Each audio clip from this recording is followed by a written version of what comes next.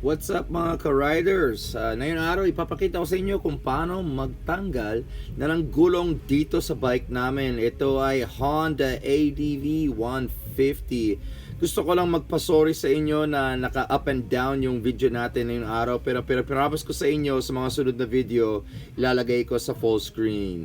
So ito na. Ito sa inyo mga tools na gagamitin natin ngayong araw. Una, yung pinakamalaking bolt para sa swing arm is 24mm. Tapos we have a 14mm, we have a 12, we have a 10, and we have an 8. Tapos isang number 5 na Allen wrench. Meron din small para sa impact driver. Tapos meron din tayo dito T40 na star bit para sa disc brakes natin. Meron tayong socket, extension, tapos adapter para sa impact driver natin. Meron ako isang bungee cord. Ipakita ko sa inyo mamaya kung ano yung purpose nito. So meron din tayong grease na kunwari ay kung baka sakali lang kailangan na ng grease. So ito yung gulong natin sa likod. No! Na plata na kailangan alisin for vulcanizing. Kung halimbawa you want to do it yourself, instead na sa shop, ipapakita ko sa inyo kung ano yung kailangan. Set up na lang natin to mga brad. So una sa lahat, kailangan natin alisin yung tambocho. The tambocho is held on by two 10mm bolts dito sa ilalim. Di ko alam kung makikita nyo dyan. Tapos may tatlo na di 14mm. Then dyan. Katapos niyan, aalisin natin yung mga bracket para sa back fender natin. Ito yung DGs. At tapos ang sunod niyan may 8mm na aalisin para sa fender sa isang line dito. Tapos yung T40 para sa disc brake natin. May isa ka 5 size Allen wrench dito para alisin to. So, let's get into it mga brad. Una sa lahat, aalisin natin yung tambocho sa ilalim. Pwede ka naman gumamit na ng socket. Pwede ka rin gumamit ng gun kung meron ka. Gamitin ko lang yung gun para mas madali.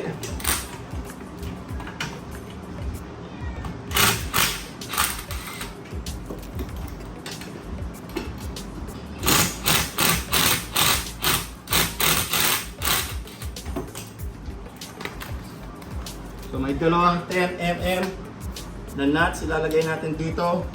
Ngayon naman ilipat natin sa 14mm yung socket natin. Lagyan natin ng extension.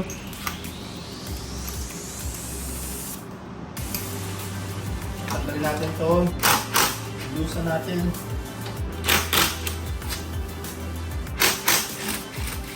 Tapos ang gusto kong gawin, alisin ko yung isa.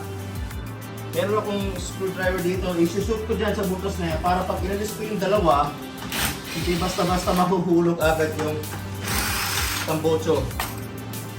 Kasi ayaw natin masira yung exhaust manifold na seal. So na yun, hawakan ko na mabuti to.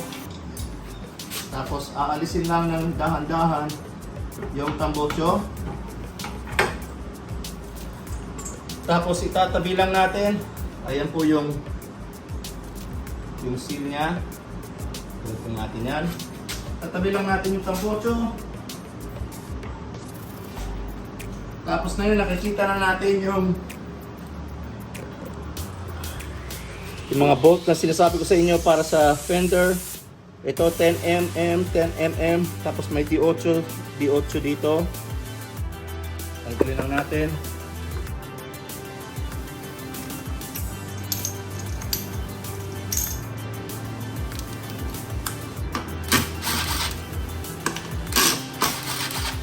Dalawa.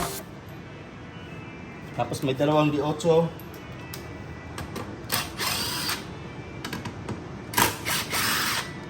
Dalawang 8. Tapos na yun, aalisin natin yung disc brake. Nagamit yung T40 na adapter. Dalawa rin yan. Tapos alisan lang natin yung brake. Tapos kunin natin yung 12 na mm socket. Lagay natin sa gun. Aalisin natin yung shock. Now, ito yung sinabi ko sa inyo. Naipakita ko sa inyo yung itong bungee cord. Sasabit ko lang dito yung bungee cord. Pwede kung saan saan. Tapos, kailangan nang i-release natin to. Tapos, ano lang natin, sabit lang natin to dito. Para out of the way naman. Kung makita ninyo. Yan, sinabit ko na lang. Okay na yun. Yung sunod na natin gagawin is tanggalin natin yung pinaka 24 the bolt. Pwede na natin isabit pala yung ano, sabitin natin dyan yung disc brake. Kunin natin yung 24 na mm. Pwede din gumamit ng socket kung may ano yung wrench. May gun naman ako, so gagamitin ko naman. Alis naman agad. Alisin na yan.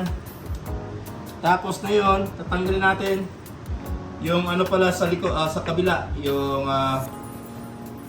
5 number 5 Allen. Try natin kung makita ninyo. Ito po.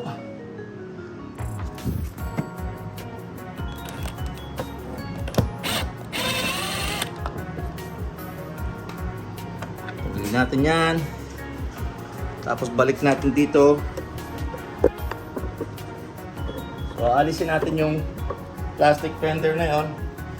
Kailangan alisin dito. Tapos may rubber grommet dito sa gitna. So itanggal lang. Aalis lang siya ng ganon. Isang plastic fender sa likod. Ngayon naman kailangan natin tanggalin yung 14mm na bolts. Lagay natin yung 14 sa gun. Ito yung pinaka swing arm. Meron siyang washer. Huwag na alisin yung washer.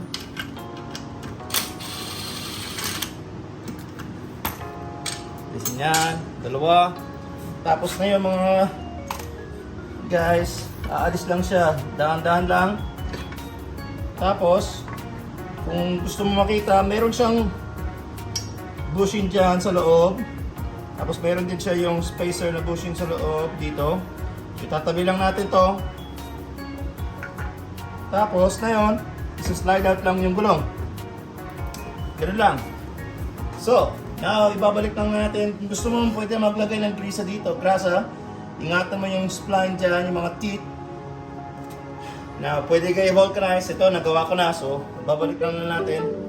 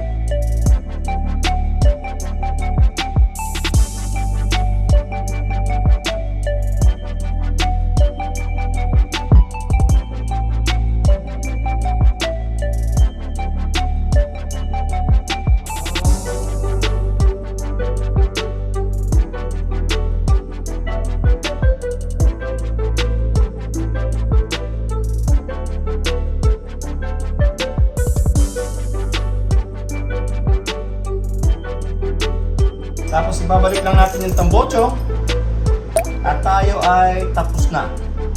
So salamat sa mga nanonood. Ay, sa mga nakanood pala, sorry. At next time, kung anong meron, i-video natin ulit. Have a nice day. And sa lahat naman nanonood dyan, gusto ko lang i-share sa inyo ang Colossus 3:23. Whatever you do, don't do it unto man, but do it unto the Lord. God bless sa inyo at unahin natin ang Panginoon.